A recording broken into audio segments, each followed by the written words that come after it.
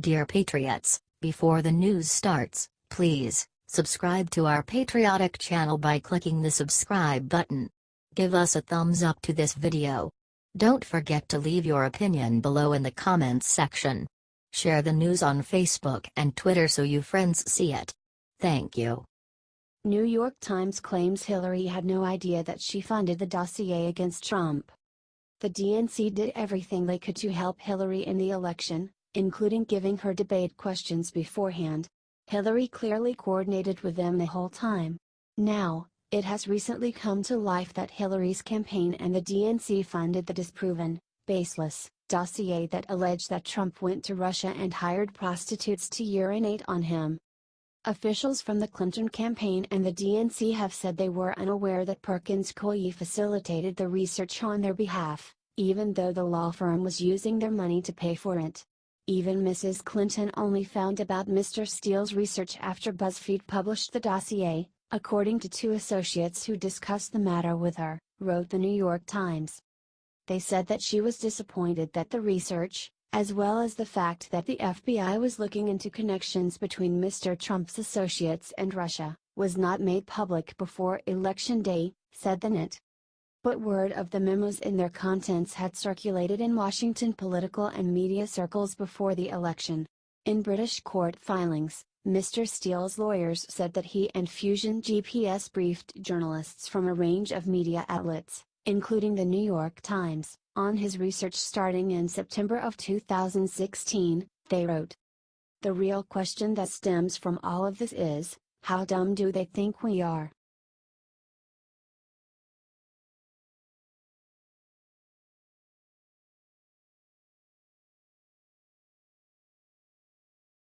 Morning Joe yes Melania for creating anti-bullying campaign law sleeps vi Melania Trump and to midless whole to track children the importance of inclusion and making everyone feel like they have a friend. However, MSNBC Joe Scarborough and Mika Brzezinski had a huge problem with this. Encourage you to find a new friend and at lunk with a new friend and nova friend. Ask them what they like, what their hobbies are, so nobody becomes sad or stressed, and everybody feels included, said Melania. I think it is important that we show kindness and compassion. I always believe that you need to treat others with respect and kindness and compassion, but also stay true to yourself. Just listen to your heart, but be yourself, said Melania. So what is Joe and Mika's big problem with this? During the election liberals argued that it is unfair to bring up Bill Clinton while talking about Hillary Clinton because he is not running. But according to them, Melania's message is invalid because of her husband. President Trump has insulted adults and defended himself against adults. But US liberals can't tell the difference between bullying a kid and insulting an adult. If you are going to pick anything, that's an interesting thing for Melania to pick considering, well, even all the insults. Trump's constantly cyberbullying, that's fascinating. You have remembered about it when he said was fat, and little Bob Corker, little Marco. My best household start with patient X, or patient 0. If he sleeps actually with the worst bully in America, said Scarborough.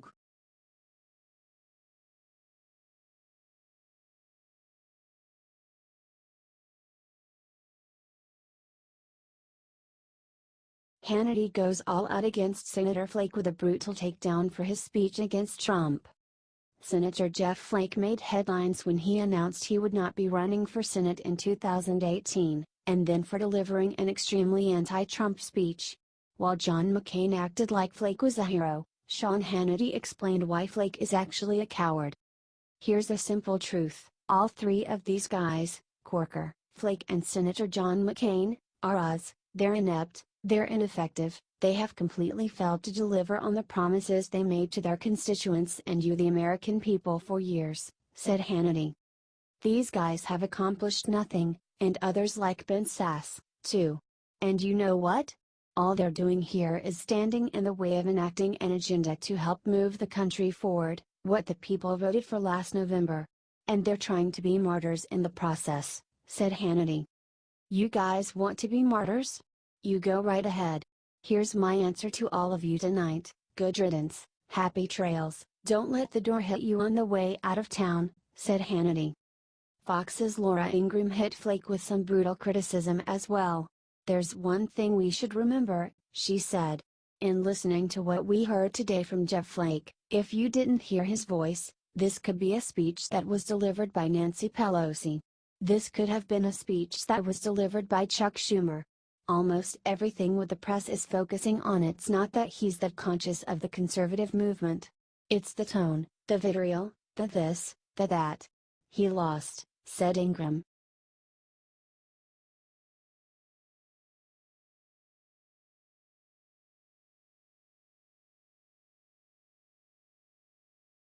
White people are amazing. CNN panel has shocking conversation about all white people. Don Lemon and Mark Lamont Hill devoted an entire segment to making fun of white people who feel that they have been discriminated against. They referenced an NPR poll that concluded that 92% of black people and 55% of white people feel that there is discrimination against their race. A new poll shows that the majority of white Americans believe there's discrimination against their race, said Lemon started to crack up. Hill also made some angry facial expressions. Mark, don't start already. Let me tell about the poll first, started Lemon. White people are amazing. White people are amazing, said Hill angrily, and thus demonstrating that there is clearly some discrimination against white people. We can't get nothing? We can't even get discrimination to ourselves? Said Hill. Look, the problem is oftentimes when you are in a position of privilege and power, when that privilege and power is taken away, even a little bit, what is actually equality feels like oppression to you, it feels like discrimination to you, responded Lemon. White people are not oppressed for being white. White people are not systematically or systemically disenfranchised for being white, said Hill angrily. Why do they feel like they know what everyone is going through? That's the definition of bigoted.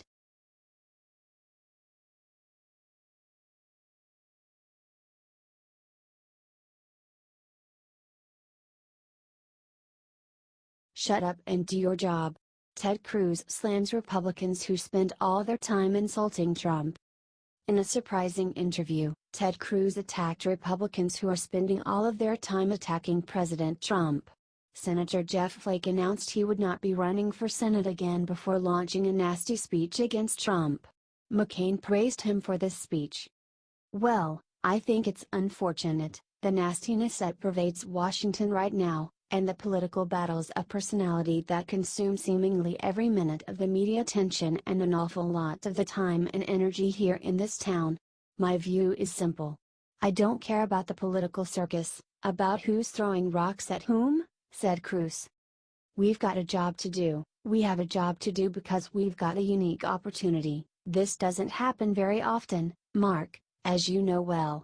A Republican president, Republican heads of every agency, Republican majorities in both the House and Senate. We need to deliver, said Cruz. I think everybody should stop bickering and engaging in just personal attacks. I think we should focus on doing our job. That's what my focus is, explained Cruz. It's like you're back in junior high. I really don't care who passed a note to the cute girls in pigtails. We've got a job to do, damn it. And so all of this nonsense, I've got nothing to say on it. Everyone shut up and do your job, is my view, said Cruz.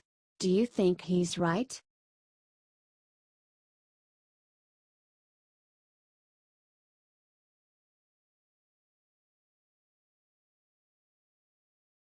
Trump stuns crowd with emotional story about his brother's death.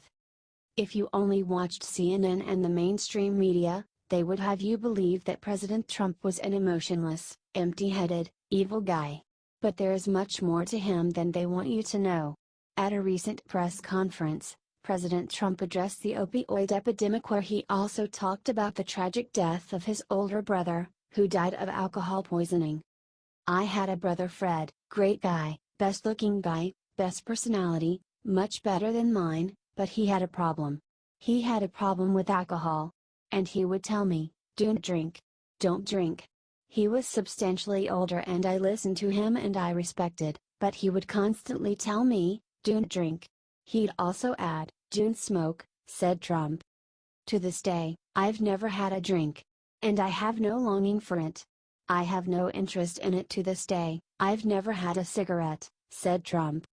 I had somebody that guided me and he had a very, very, very tough life because of alcohol, believe me. He was a strong guy but it was a tough, tough thing that he was going through, but I learned because of Fred, said President Trump. In his speech President Trump talked about the importance of educating children not to use drugs. He said that he would create really tough, really big advertising. We have fought and won many battles and wars before and we will again, said President Trump.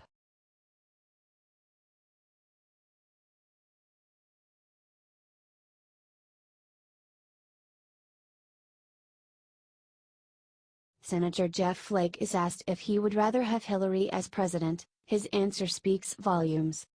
Senator Jeff Flake made a big scene in Congress when he went on an anti-Trump rant. However, he was completely stunned when asked if he would rather Hillary Clinton be president. Senator, let me test your newfound freedom for a second.